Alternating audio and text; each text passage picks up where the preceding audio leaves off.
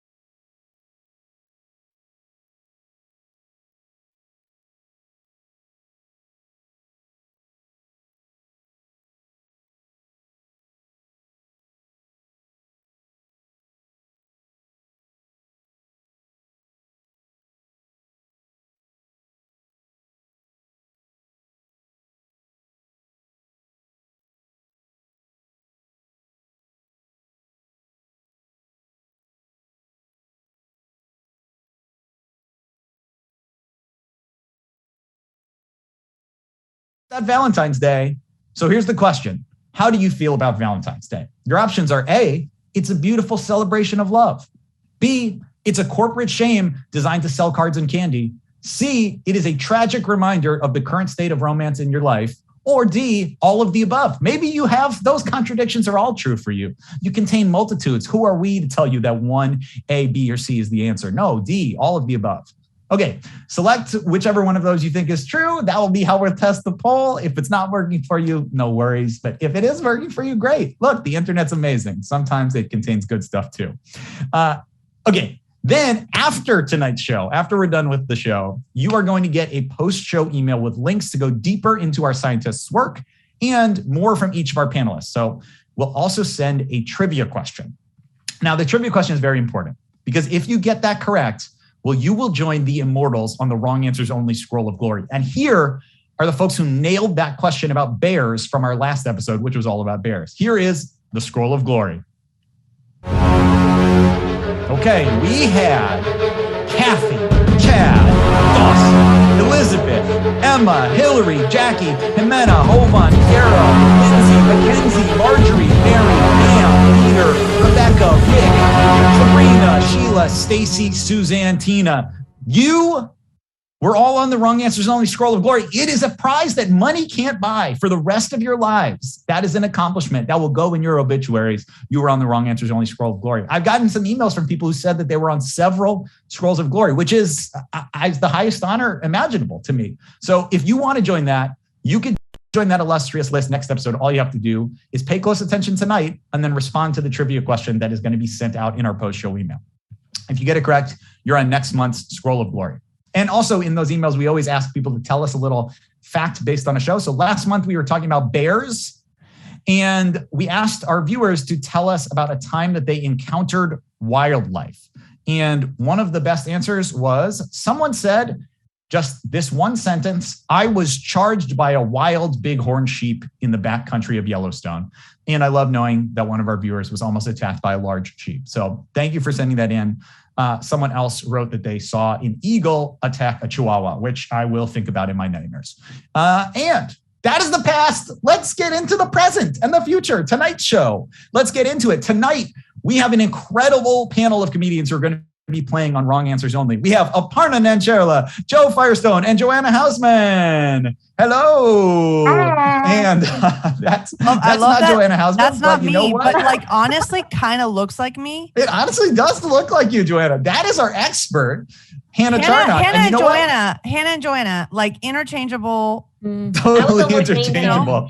I'll say that. But we do have Joe and Aparna there, and we're drinking some wine, and we're going to play a video where Joanna is going to join us as a comedian. But first, Hannah is going to introduce herself in a little video that we have that we're going to play right now.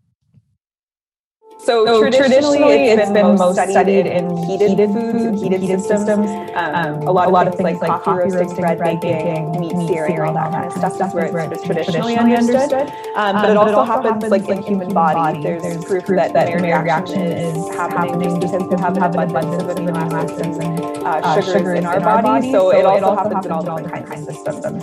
So specifically in sparkling wine, we're looking at kind of neat conditions where it's low temperature and also low pH, like quite acidic, about pH 3. But it's aged over a period of from a few months to generally more so a few years or decades even. So that sort of long-term aging component is where it's like those reactions are bound to happen just because of the abundance of those compounds. My name is Charnock. I'm a PhD candidate at Brock University, and my research is focused on the chemistry behind sparkling wine aging. So we're looking at how a lot of distinct bready and roasted and toasted aromas come about during that aging process. Okay, so Hannah, thank you so much for being here. We got everyone in the right places. If there was ever a show where things were going to get a little funny, it's a sparkling wine show. People had a little bit to drink. Before the show even began, Joanna Hausman, one of our incredible comedians, you poured a full glass of wine all over your desk. I wanted, Hannah, I wanted to impress you. And I opened a bottle of sparkling wine, and I spilled the entire thing on my floor and my bed. So instead I got just a regular red wine, which that's also very impressive. I tried, is what I'm saying is I tried, but you know what? We're the same person. Basically. Exactly. I'm nowhere near a PhD, but someone thought Hannah and Joanna were similar enough, and I'm honestly just so flattered. Joanna, you're not the only one, who's having a little bit to drink and having an adventure before the show even started. I think this has never happened in the history of the show before. We always have audience questions. We've never gotten a question before the show began. And someone before this show began said, if I take regular wine and I put that in my seltzer carbonator, will I make sparkling wine? Oh. And Hannah, I said I wasn't going to ask you that. I didn't want to hear the answer until we were live so that everyone could hear the answer. But would that work? Would that create sparkling wine? It would make your wine sparkling, but it wouldn't really be sparkling wine. I wouldn't recommend it, but I mean, for the sake of science, try it. So I love that. The judgment of it will make your wine sparkling, but it won't be a sparkling wine. That's beautiful. Well, we are going to get into your research. You're going to have a lot of time to ask Hannah questions over the course of this show, panelists. But this is your first opportunity. You've heard that we were going to get to talk to a sparkling wine expert. You knew coming into the show you were going to get to talk to Hannah. Let's find out what your first question that you want to ask her is in a game that we call You Do What? Okay, so the what that she does is study sparkling wine. So let's find out, what is the first thing that you want to ask a sparkling wine expert, Aparna and Angela? What do you want to ask? I want to ask more of a personal question. That's the type of person I am, just invasive right away. I would like to ask, if you study sparkling wine for work, what do you do for fun? Because I assume happy hour would just be like more work. That's a good question, but it stays fun. It's a hard thing to really ruin by doing too much of. But there's sort of a saying where like the wine industry is fueled by beer and the beer industry is fueled by wine, and that holds true. That is right. Oh, I've never heard that. Yeah, that feels like an inside the industry saying, not outside of it. People, not a lot of truck drivers being like, well, the wine industry is fueled by beer. That's true, but it's like it takes a lot of beer to make good wine. It takes a lot of wine to make good beer. Yep. Hey, how so? Sorry, I'm hogging the questions. Like when I worked at a winery in the Okanagan, like after work, we would go into town to a brewery for beer. That was just like the thing. We're sort of sick of drinking wine. We did tastings at work all the time. So our default was to head to a brewery. And now that I'm in wine, I actually end up at a beer bar in town all the time. So it goes both ways. All right, Joanna, your turn. What's the first question that you want to ask a sparkling wine expert? So you're an expert. Do you ever judge someone for ordering a specific type of sparkling wine? Like, I know there's Prosecco, I know there's champagne, but like, which is the fancy one and which is the one that you're like, I feel like I feel like I haven't been in a situation necessarily where I've been around someone who's ordered something like chaotically bad. But I think of the hierarchy, in my mind, I prefer traditional method sparkling wine. That's what a lot of my research focuses on. So that's just sort of what I've learned to love. But I think it's whatever the person likes. I'm not too judgmental about that. Whatever you like is. Wait, traditional method sparkling wine. Like if I go to a brunch. Yeah. And I'm like, okay, I want the eggs Benny. And then I want the traditional method sparkling wine. What does that mean? That just means it's produced in like the same technique as champagne. So the second fermentation that causes all the sparkling bubbles happens actually in the same bottle that you purchase later. So it sort of brings up a lot of sort of more what people would call sophisticated characteristics or sort of more bready characters. So it all happens in the home is where it all happens. Yeah, exactly. That's a fancy sparkling wine. That's in my mind, that's the fancy sparkling wine. That's usually the more expensive ones too, but they're pretty delicious. They're all. What I love about what you just did, Joanna, is you tried to translate the word bottle as though that was like technical jargon that we couldn't understand. The bottle, wine's home, if you will. This is what we'd like to call the wine shell if it were a turtle. Yes. Okay, Joe Firestone, what about you? What do you want to ask Hannah? Okay, Hannah. So I have this weird disease where I get hangovers halfway through alcohol drink. And so I was wondering, why does it feel worse with sparkling wine? Actually, like the first sip, I start to feel actually hungover. So I don't really know how to celebrate. So my second question is, how should I celebrate? Well, I don't know why that would cause that. Generally, some styles of sparkling wine have a lot of sugar in them, but some don't have anywhere near as much sugar as would be in a typical red or white wine. So normally I would understand that the more sugar there is, the more likely you are to get a hangover. So maybe try a drier sparkling or just a different drink altogether. I like espresso martinis a lot right now. That's my jam. So. Everybody's doing that, but then how do you fall asleep? Yeah, you don't. That's a great question. Yeah. Yeah, that's the start of a night. That's not the end of a night, for sure. Is that like the fancy for loco? The espresso martini or the wine? The espresso martini. The wine is a fancy sleeping pill, but like the espresso martini is a fancy for loco. Yeah, really bougie. I love getting the technical, scientific. Yes. Thank you so much. We're also getting some good questions from the audience. Someone is saying, are you enrolling research subjects? So obviously you're getting, they're excited about that. And then someone's saying, what is the best way to get a red wine out of a carpet? Time is an issue here. And that may actually be Joanna. I think Joanna may be sending that problem. Oh, wait, I know. I know. Yes. You take this this powder you get at Home Depot for car carpets. It's called, shoot, hold on, let me look it up. It's you put the powder down and then you like push it in and then you kind of wipe it away and then the stain is gone. I swear. Is that OxyClean? No, I know what you're thinking. It's an OxyClean, but it's not. It's something very different. Well, Joe, can't think of something more helpful than you having an unidentified powder that you think we should rub into our carpet, but not knowing which powder it is. So thanks so much for that great advice. Love that. Is it anthrax, Joe? Yeah, was it? It might have been anthrax. It's so good at so many things. Really, it's multifaceted. That powder is multifaceted. Okay, Hannah, I have a question for you. Yeah. Last thing. I have a question for you.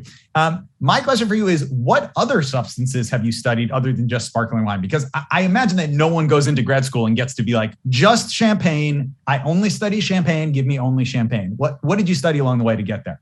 Yeah, so I got here through working primarily in the beer industry and went from sort of beer to whiskey to coffee and then into wine, sort of some various back and forths in between. But I sort of covered the good liquids category and ended up. So good liquids category. I love that category. Okay. We're getting a lot of like, questions. I do feel like wine scientist would be a shirt you would get at Urban Outfitters. Yes, absolutely. Yes. I just have a quick problem with what you said, Hannah. Could you expand on like maybe the top 10 best drinks Because I'm just curious, like if you ruled out those 4, what are the other 6 top drinks? 6 top drinks, man. Well, sparkling water is really high on my list lately. Okay. So that's the next frontier. Okay.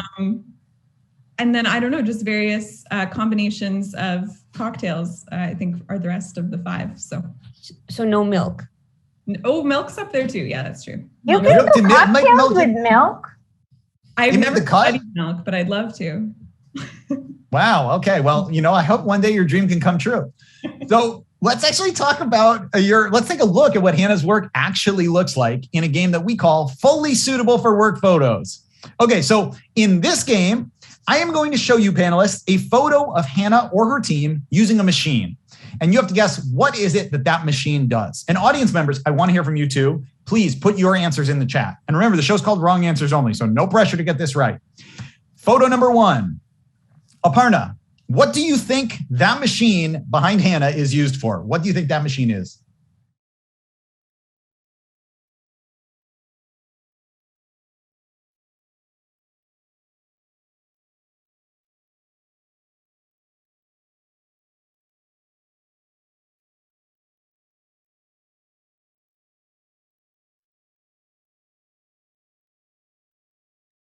I would say in some ways, yes. Right? In some ways, yes. Yeah, you're not totally wrong. This is a column still for making whiskey. So this was at the distillery that I worked at. So it turns like a high alcohol beer essentially into a distilled spirit. So the alcohol turns into a vapor and then condenses into a liquid. So you could get So it's like Willy Wonka of alcohol. For me. Absolutely, Willy Wonka-esque. Yeah. So so you're saying it decreases the alcohol? It increases the alcohol. It boils all the water off and concentrates the alcohol. Thank God. And what would happen if you were to breathe some of that hot steam alcohol in? Bad things. There were many times where if you are sampling that, just the vapor, even from when it's actually back into a liquid form, is so potent. You smell, and if you do it for too long, your whole day is a write-off. So I think Roald Dahl probably did that and wrote Charlie. Yeah, that's actually where Willy Wonka came from, right there. Okay, well, Joanna, this one's for you. This next one's for you. What do you think is happening in this photo? What's happening in this machine? Praying to the wine gods. Praying to the wine gods. Bacchus. She's like, Bacchus, I pray you make this wine taste good and not like frat house punch. I think that's what this is. Okay, so Hannah, is that you praying to the god Bacchus that this is not house punch? Kind of. This is a bottling machine. We were bottling some wines that weren't from my research, but from other research at our institute. So we make the wines for research purposes, and then we usually bottle them so that we can later use them for other chemical analysis or even sensory and do a tasting of them. So so you put a glass bottle of somewhere there and it goes in the liquid? Yeah, so you pour a big jug of wine into that top trough, and then it fills those bottles. I don't know if you can see, but sort of below where my elbow is, there's a wine bottle there. So it fills the. Let's go back to let's see it full screen one more time. Let's see that back. Yeah. Oh, I missed it. I would have guessed accurately if I had. If you'd seen it, yeah. I feel like people who are really into wine would be horrified to know it comes out of a trough. Yeah. It definitely looks scale. So in a bigger scale, it looks a lot different. But it looks uncomfortably like a urinal that I have used before.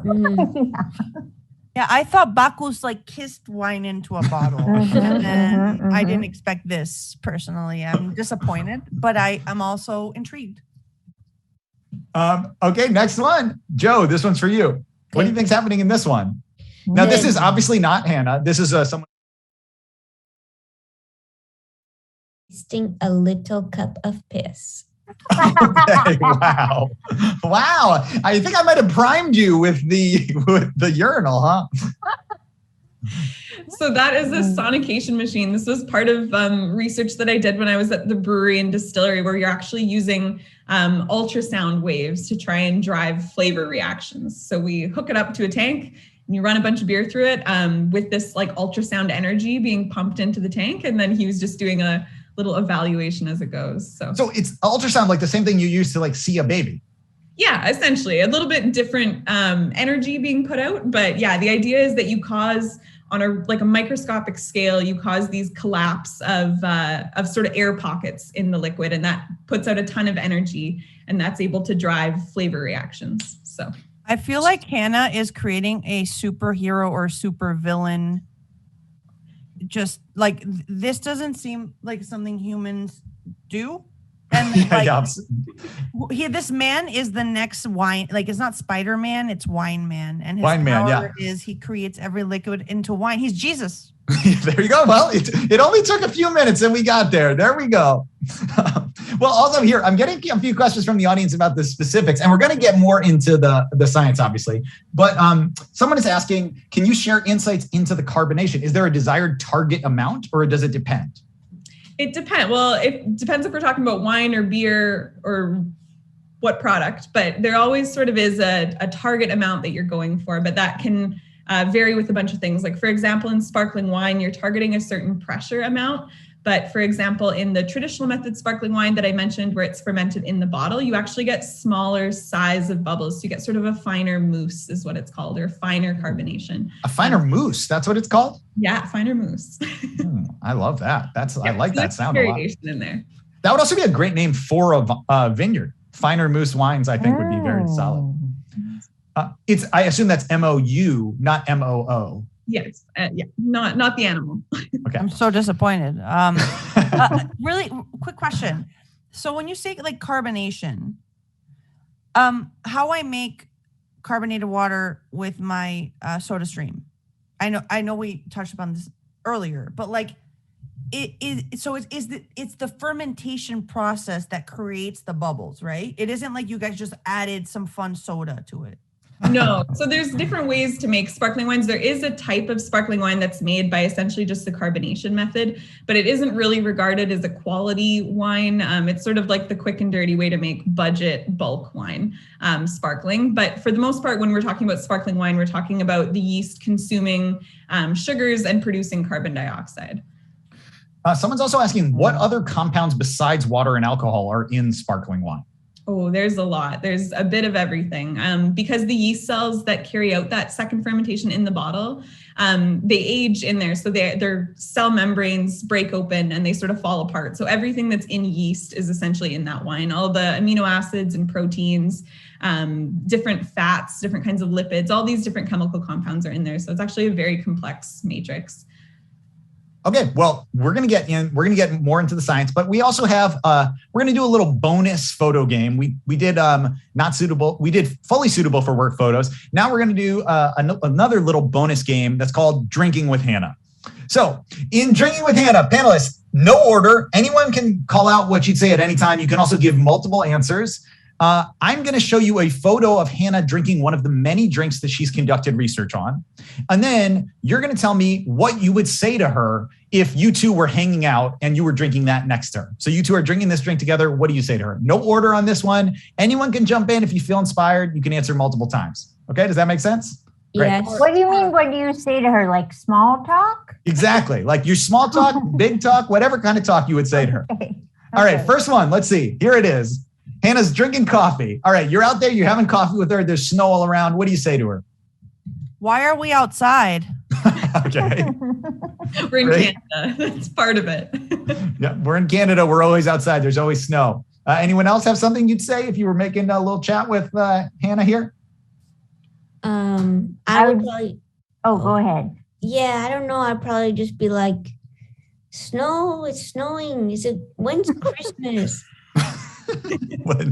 When's Christmas? Okay. Same date every year, right? Hannah, what would you say? What would you say if you're out there chatting with Joe and she says, when's Christmas? I'd probably ask if she's doing okay. Yeah. You doing okay? You need a little bit of this coffee, Joe? You okay? How much did you have sparkling wine hangover this morning? Is that what's going on? Okay, Aparna, what would you say? What would you say to Hannah here? I would raise my eyebrows suggestively and say, it's 1 o'clock somewhere. Okay, there you go. Moving right away from coffee. Let's get to wine o'clock. Put that wine scientist t-shirt on that you bought at Urban Outfitters and let's go. Okay, next photo. Next photo we have. Okay. Oh, it's Hannah drinking sparkling wine. It's classy. We're sitting inside. What do you say to her? You're sitting next to her drinking some sparkling wine with her. What did he do wrong? That's like what I would ask. Like, I'm on your side and like just like spill it.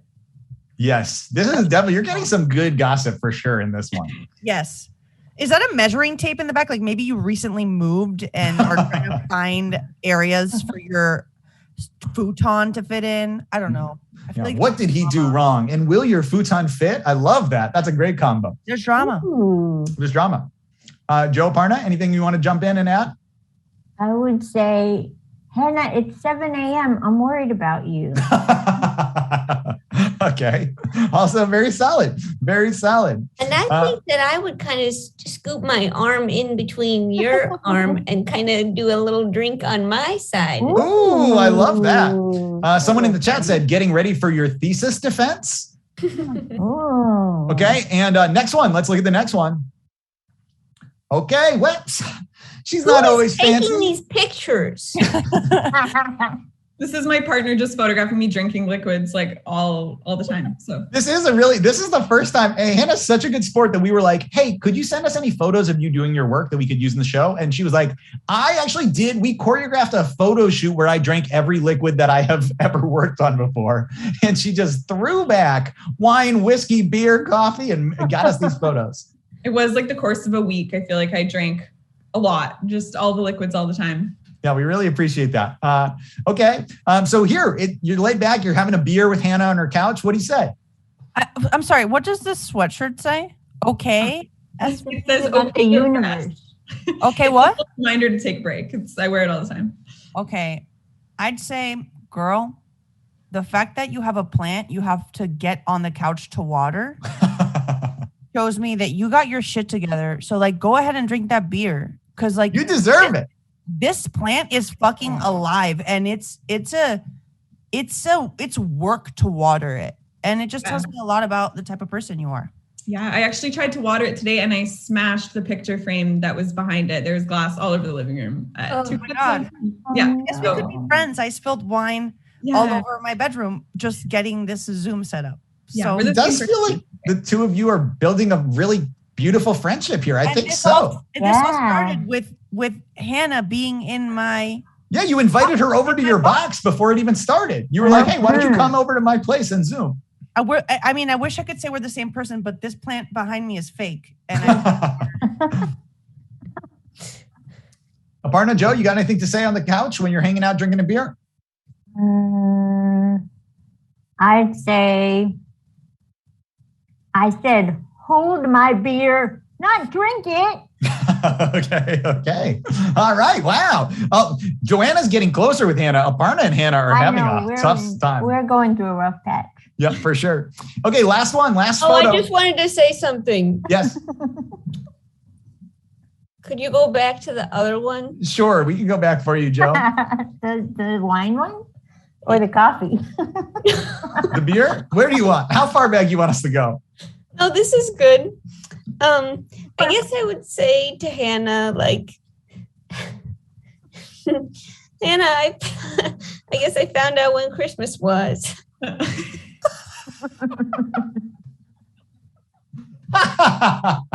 I guess I found out wow.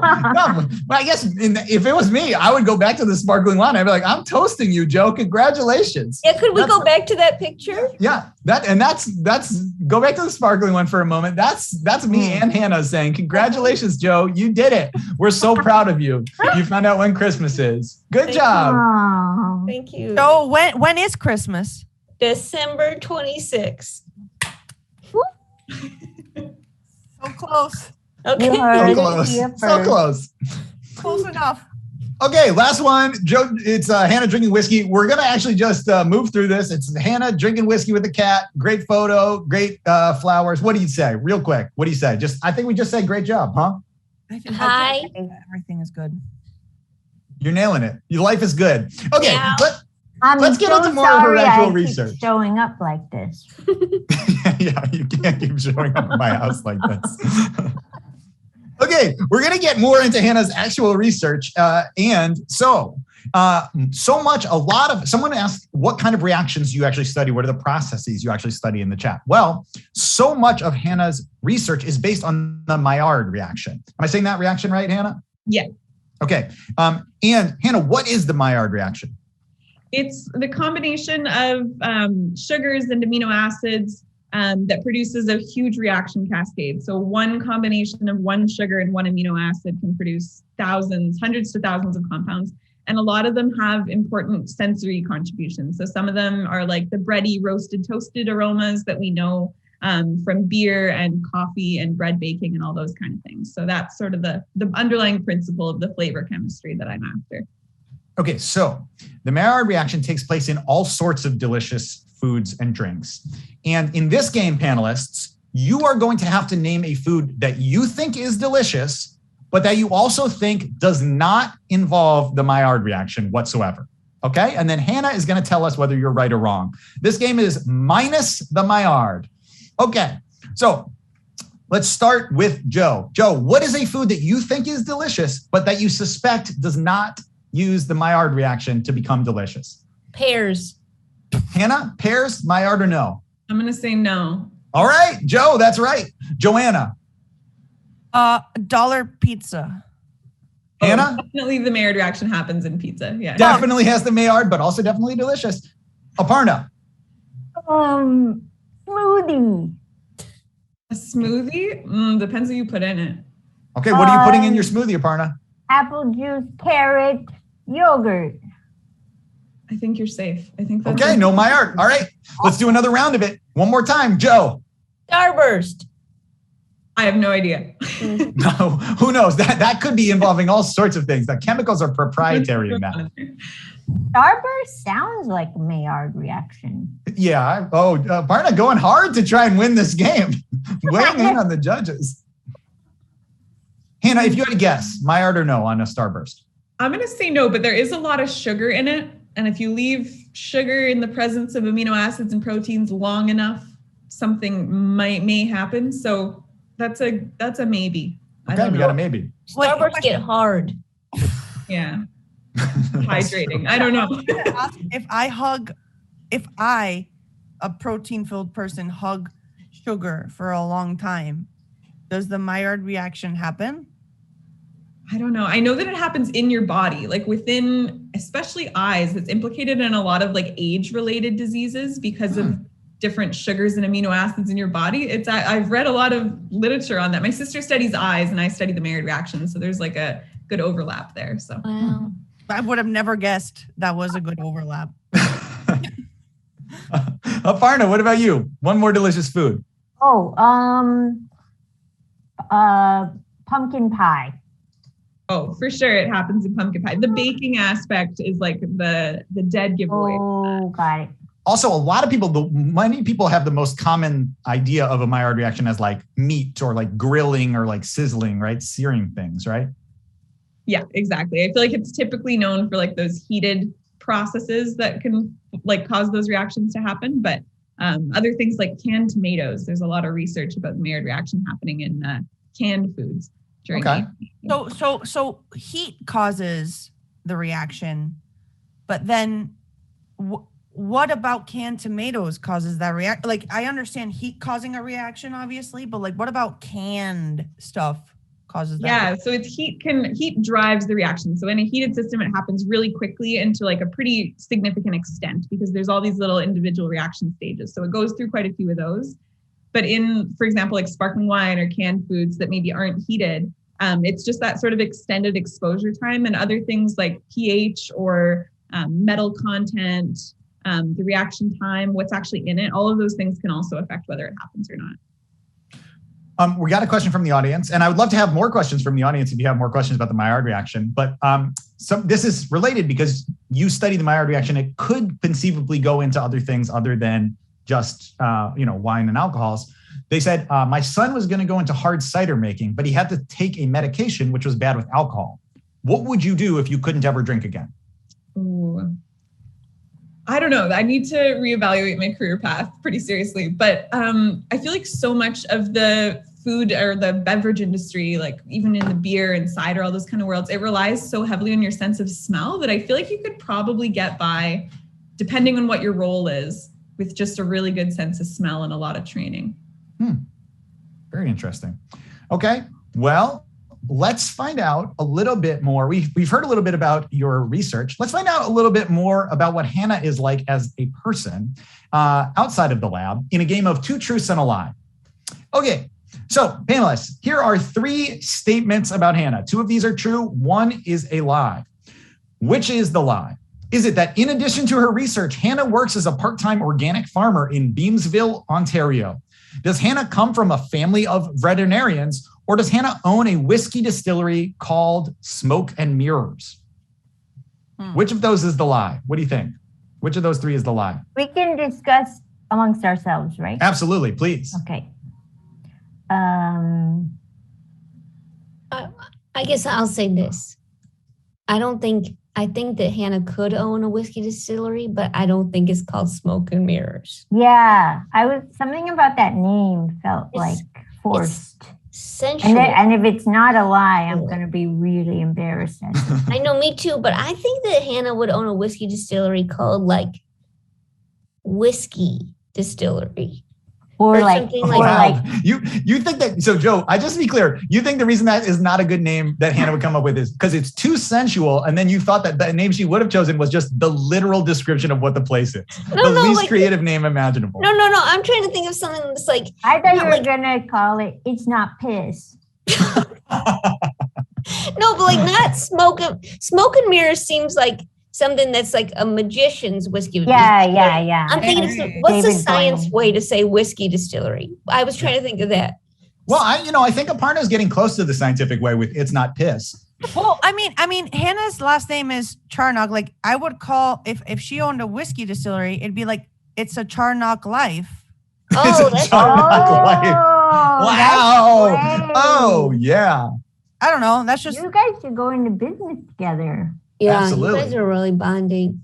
Okay, so I also think that this family of veterinarians, the one thing is that we know the sister does eyes, and animals do have eyes.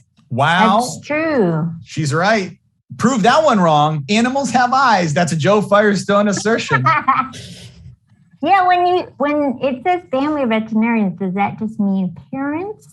Or does it, who could it mean? If I said I came from a family of cousins, what would you think that meant? But like, wait. I would think that meant you had a stroke. Does the sister like do ophthalmology for pets? Yeah. Like that's an option. Mm-hmm.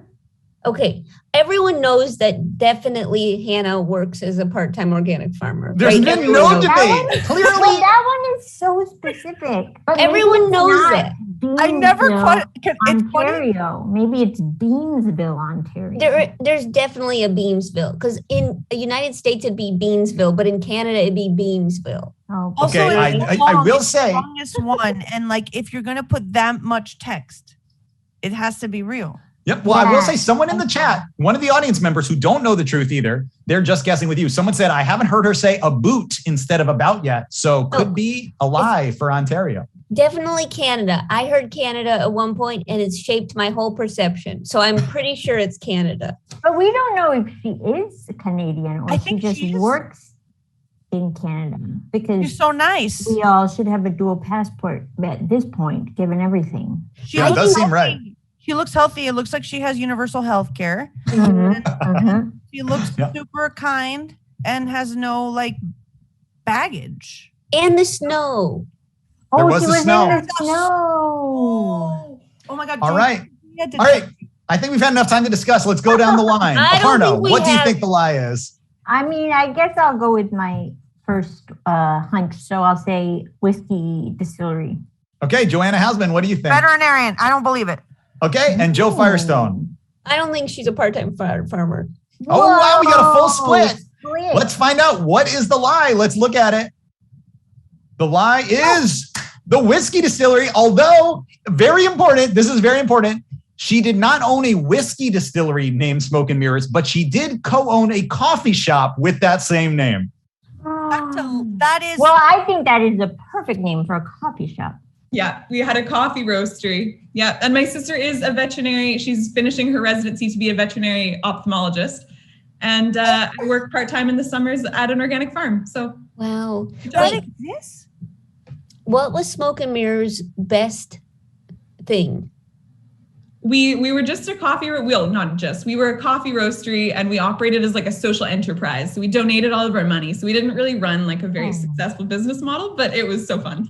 I got to say, if you want people to trust that you're sending their money where you say you're sending it, calling it Smoke and Mirrors is not the best name.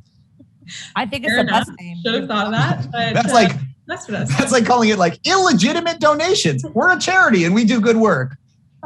If that was a coffee shop, I'd go there because at least they're being honest. Yeah, Smoke and Mirrors. I like that. Okay, we have a question, one more question from the audience, and then we're going to start wrapping up. But have you noticed any trends in the reaction products from the Maillard reaction for higher end sparkling wines versus lower quality sparkling wines? So the wines that I'm measuring Maillard reaction products in right now are just my research wines. So I'm looking at how those compounds evolve over time, and we're looking at aging them for just over a year and a half. So right now we don't have any information on different kinds of wines, but hopefully at some point in the future we will. So we, in order to prepare for the show, we did a little research to write the script, and we got to talk to your boyfriend. And not only did he help us out by taking all of those photos of you drinking different good liquids, as you put it, but he also told us, I said, like, what is it like to date a sparkling wine expert? And he said, well, the biggest thing is that everyone who hears she's a sparkling wine expert, they always go, oh, you get to take home any of the wine to study? And then my eyes roll so hard that they fall out of the back of my head. And I felt bad because that was literally the first question that I had asked you ever. And people are asking it in the chat as well. So let's make your boyfriend's eyes roll back in his head so hard. Do you ever take the sparkling wine home from the lab? Not the research wines. Right now, they're all just dedicated for research, but hopefully at some point we will be able to do a tasting in like a lab setting, but at least we'll get to taste all the wines that we've made for research. So kind of one day. And you're making wines. You're not just buying and selecting them. For some studies, we've used like finished sparkling wines from different producers around, but for the most part, my central experiment to my thesis is using a wine that we are like adding things to and then aging. So we're sort of doing part of the production process. We're also getting a question about organic sparkling wines. Like, is that something that you should look for? What are the points where wines are challenged to meet that's kind of standard? Yeah, it's I think pushing for organic or natural or biodynamic is a big trend across the wine industry as a whole, and it has been for quite a few years now. But it isn't always necessarily an indicator of quality. So it sort of depends like what you're interested in, making sure that like the producer is doing what they say they are, and making sure that you like the wine, because ultimately like that's what you're paying for. So okay. Well, thank you so much, Hannah, for all of your answers and for your time. We're coming right to the end of the show, so let's check in on our score. It looks like Joe Firestone has the most points and Joanna Hausman has the least. So that means that Joanna Hausman wins by having the most wrong answers. It's wrong answers only. Or if you want to look at it the other way, Joe, you lost by winning. And the only clear loser is Aparna for being in the middle. Aparna, next time, do better or worse. What are you doing? Okay. Aparna, your face really, there is no prize. I want to tell you, there's no prize for winning. So either way is fine. I wish this was the case for like my entire educational career. I would have won always. Yes, absolutely. It's a good reverse. It's opposite day here at Wrong Answers Only. Before we go, Hannah, we have our audience here. We have our comedians. What should people take away about your research? Why should they care? What do you hope that they take away after tonight? I think just like a genuine interest and fascination in food and beverages and what goes on behind the scenes. That's sort of the joy that I've taken from it. So I hope other people can glean that from this. What's the biggest thing that's changed in the way that you see wines after how you've studied? I think I know a little bit more about how a wine is tied to where it's produced. I think when I worked in beer, there wasn't necessarily that same like agricultural connection, but in wine, it's essentially glorified farming. So I think that's been like a huge thing to learn about. It's been really nice to learn about where things are made and who makes them. So Great. Well, panelists, you heard from Hannah about what she hopes that everyone will take away from today's show. What will you actually be taking away? Aparna, what are you actually going to take away from tonight's show? I'm actually not going to answer that question, and I'm going to pivot and say, please support my new Etsy shop. It's called Smoke and Mirrors, and I sell t-shirts that say wine scientist on the front, and it's not piss on the back. Wow, that's a lot. That's a t-shirt that has a lot going on. Mm-hmm. And how much would you say each of those shirts goes for? Well, all the proceeds go to Beansville, Ontario. Oh, wow. I'm so glad it's a social enterprise. That's incredible. Nice work, Aparna. Really great work. Joanna Hausman, what are you going to take away from tonight's show? Or what Etsy shop are you starting? Either or. Not starting an Etsy shop. I don't have the focus for that. But I will say this. I drink a lot of sparkling wine and got the most wrong answers. So ingesting something doesn't mean you get it. That's true. That's true. And also sounds ominous. I have to say, phrased ominously for sure. Joe Firestone, what are you going to take away from tonight? I guess I never understood that hot meat and sparkling wine were connected. And now I know. That's something that I hope we all take away from tonight. Hot meat and sparkling wine are connected, and Hannah is the connection between those 2 points. The Venn diagram, hot meat, sparkling wine, you know who's in the middle? It's Hannah Charnock. Thank you all so much for playing. Thank you so much, Hannah, for being here. And if you are in the audience, you are going to get an email after the show with bonus information from Hannah, so you can go even deeper into her work, links to get into her research, and to find more of the great jokes and comedy from all of our panelists. And of course, we'll also have that trivia contest where if you answer our wine trivia correctly, you could get your name on next month's Scroll of Glory. We'd also love to get any feedback from you about the show. We're always trying to make it better and improve. So anything that you think we could do differently or that you love and you think we should keep doing, we'd love to hear that. That is it for tonight, but we will be back in March with a related show all about the magic of yeast with Sudeep Agarwala.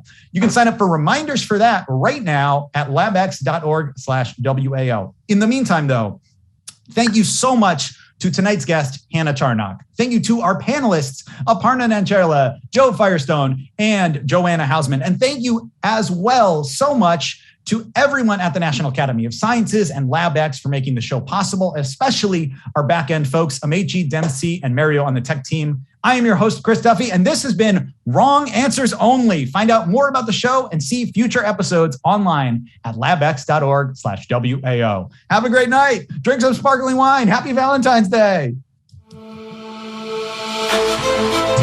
Nailed it.